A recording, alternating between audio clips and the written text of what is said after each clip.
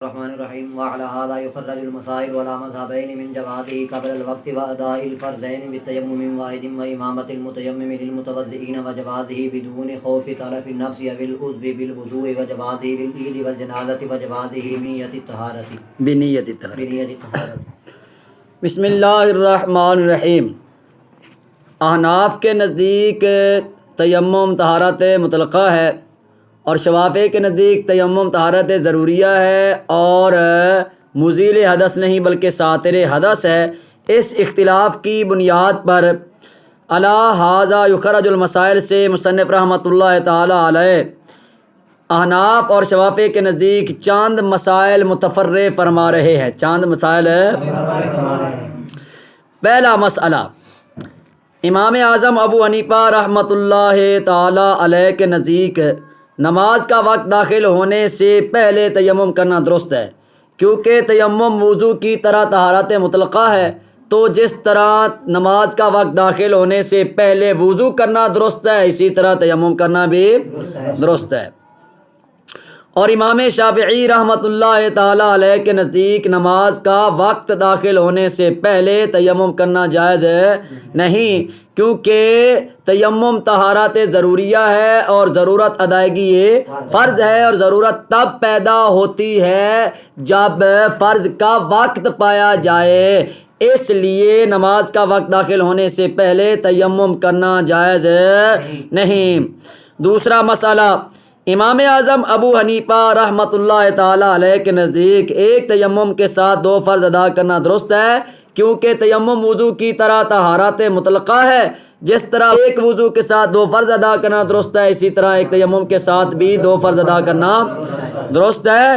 جبکہ امام شافعی رحمۃ اللہ تعالی علیہ کے نزدیک ایک تیمم کے ساتھ دو فرض ادا کرنا درست نہیں، کیونکہ تیمم طہارت ضروریہ ہے، تیمم طہارت ضروریہ ہے اور ضرورت ایک فرض کے ساتھ پوری ہو جاتی ہے. اس لیے ایک تیمم کے ساتھ دو فرض ادا کرنا درست نہیں.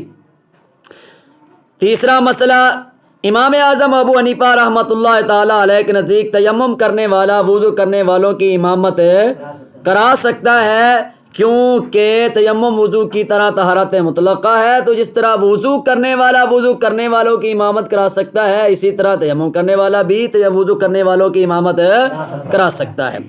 جبکہ امام شافعی رحمۃ اللہ تعالی علیہ کے نزدیک تیمم کرنے والا وضو کرنے والوں کی امامت نہیں کرا سکتا، کیونکہ تیمم یہ مزیل حدث نہیں بلکہ ساتر حدث ہے. کیونکہ تیمم یہ مزیل حدث نہیں بلکہ ساتر حدث ہے، یعنی حدث کو زائل نہیں کرتا بلکہ حدث کو چھپا لیتا ہے. اس لیے متیمم کی حالت ضعیف ہے اور وضو کرنے والا کی حالت قوی ہے، اور ضعیف حالت والا قوی حالت والے کی امامت نہیں کرا سکتا. چوتھا مسئلہ، امام اعظم ابو حنیفہ رحمۃ اللہ تعالی علیہ کے نزدیک اگر مرض کے بڑھ جانے کا خوف ہو تو تیمم کرنا درست ہے. مرض کے بڑھ جانے کا خوف ہو تو تیمم کرنا درست ہے، کیونکہ اللہ تعالیٰ نے کلام پاک میں ارشاد فرمایا وَإِن كُنتُم مَرْضَىٰ أَوْ عَلَىٰ سَفَرٍ أَوْ جَاءَ أَحَدٌ مِّنكُم مِّنَ الْغَائِطِ. اب اس آیہ کریمہ میں مرض کو تیمم کے جواز کی صورت میں ذکر کیا گیا ہے، لہذا ثابت ہوا کہ مرض کے بڑھ جانے کے خوف سے تیمم کرنا درست ہے.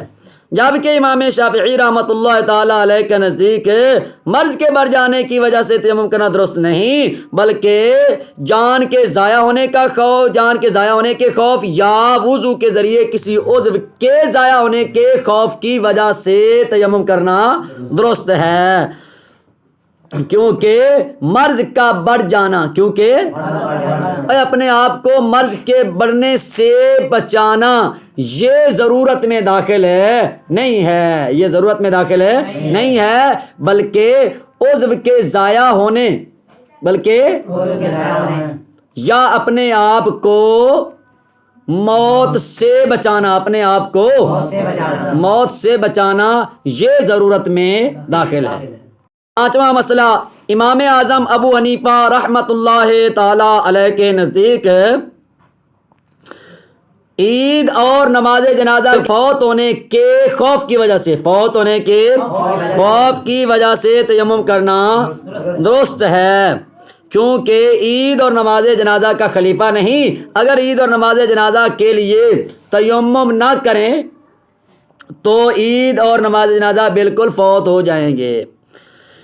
جبکہ امام شافعی رحمۃ اللہ تعالی علیہ کے نزدیک عید اور نماز جنازہ کے لیے تیمم کرنا درست ہے نہیں ہے، کیونکہ تیمم یہ طہارت ضروریہ ہے، ضرورت ادائیگی فرض ہے، جبکہ عید یہ فرض نہیں اور جنازہ یہ فرض کفایہ ہے، فرض عین نہیں۔